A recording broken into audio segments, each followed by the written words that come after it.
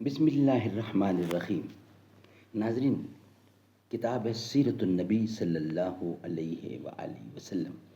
Vlog number ہے 393 یعنی 393، اور چوتھی قسط ہے آج کے لحاظ سے۔ صفحہ نمبر ہے 429 یعنی 429، اور واقعہ چل رہا ہے بنو قریظہ، غزوہ بنو قریظہ۔ اس کے 3 ویلاگ آپ کی خدمت ہم پیش کر چکے ہیں، یہ چوتھا ویلاگ ہے جو ہم آپ کے سامنے رکھنے کو جا رہے ہیں۔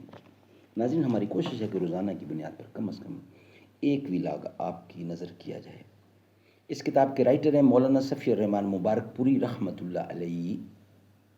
اس کتاب کے لکھنے والے ہیں رائٹر مولانا صفی الرحمان مبارک پوری رحمۃ اللہ علیہ۔ اس کتاب کا ٹائٹل ہے الرحیق المختوم، سیرت النبی صلی اللہ علیہ وسلم پر دنیا بھر میں اول انعام یافتہ یہ کتاب ہے، جس سے ہم آپ کے سامنے روزانہ کی بنیاد پر قرآن و سنت کی روشنی میں واقعات بیان کرتے ہیں۔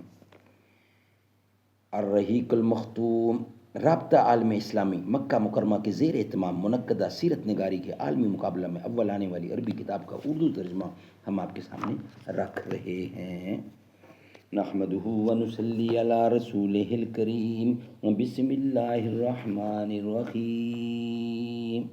مانا کہ تیری دید کے قابل نہیں ہوں میں، مانا کہ تیری دید کے قابل نہیں ہوں میں، تو میرا شوق دیکھ میرا انتظار دیکھ، جس کھیت سے دہقاں کو میسر نہیں روزی، اس کھیت کے ہر خوشائے گندم کو جلا دو۔ بقیہ حصہ غزوہ بنو قریظہ۔ ناظرین، اوس کے لوگوں نے کہا ہم اس پر راضی ہیں۔ اس کے بعد آپ نے حضرت سعد بن معاذ کو بلا بھیجا۔ وہ مدینہ میں تھے، لشکر کے ہمراہ تشریف نہیں لائے تھے، کیونکہ جنگ خندق کے دوران بازو کی رگ کٹنے کے سبب زخمی تھے۔ انہیں ایک گدھے پر سوار کر کے رسول اللہ کی خدمت میں لایا گیا۔ جب قریب پہنچے تو ان کے قبیلے کے لوگوں نے انہیں دونوں جانب سے گھیر لیا اور کہنے لگے، سعد، اپنے حلیفوں کے بارے میں اچھائی اور احسان سے کام لیجئے۔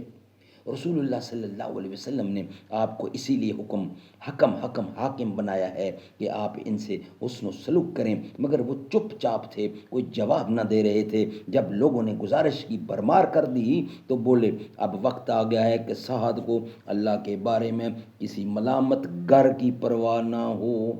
یہ سن کر بعض لوگ اسی وقت مدینہ آ گئے اور قیدیوں کی موت کی خبر پھیلا دی۔ اس کے بعد جب حضرت سعد نبی اکرم کے پاس پہنچے تو آپ نے فرمایا، اپنے سردار کے استقبال کے لیے اٹھ کر جاؤ۔ لوگوں نے جب انہیں سواری سے اتار لیا تو آپ نے فرمایا، اے سعد، یہ لوگ تمہارے فیصلے پر اترے ہیں۔ حضرت سعد نے کہا، کیا میرا فیصلہ ان پر نافذ ہوگا؟ لوگوں نے کہا، جی ہاں۔ انہوں نے کہا، مسلمانوں پر بھی؟ لوگوں نے کہا، جی ہاں۔ انہوں نے پھر کہا، اور جو یہاں ہیں ان پر بھی؟ ان کا اشارہ رسول اللہ کی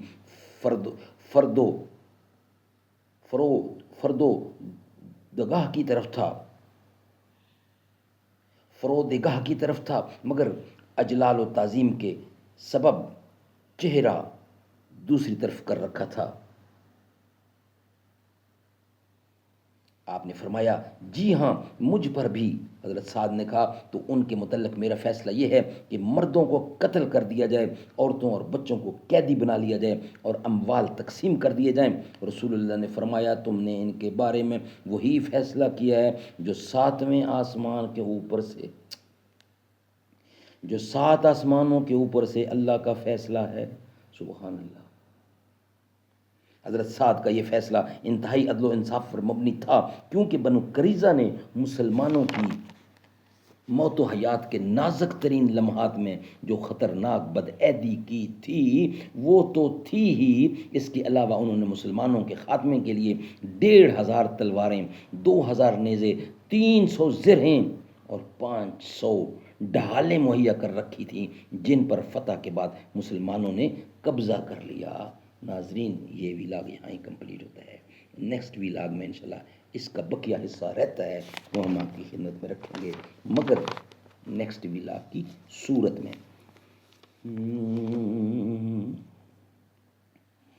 بزم کونین پہلے سجائی گئی، پھر تیری ذات منظر پہ لائی گئی، سید الاولین سید الآخرین، تیرا سکہ رواں کل جہاں میں ہوا، اس زمیں میں ہوا، آسماں میں ہوا، کیا عرب کیا عجب سب ہے زیر نگیں، تیرے انداز میں وسعتیں فرش کی، تیرے پرواز میں رفتیں عرش کی، تیرے انداز میں وسعتیں فرش کی، تیری پرواز میں رفتیں عرش کی، تیرے انفاس میں خلد کی یاسمین، تجھ سا کوئی نہیں، تجھ سا کوئی نہیں، سدرۃ المنتہا راہ گزر ہے میری، سدرۃ المنتہا راہ گزر ہے تیری، سدرۃ المنتہا راہ گزر میں تیری، کعبے قوسین گرد سفر میں تیری، تو ہے حق کے کریم، حق ہے تیرے کریم، تجھ سا کوئی نہیں، تجھ سا کوئی نہیں، اے رسول امین خاتم المرسلین۔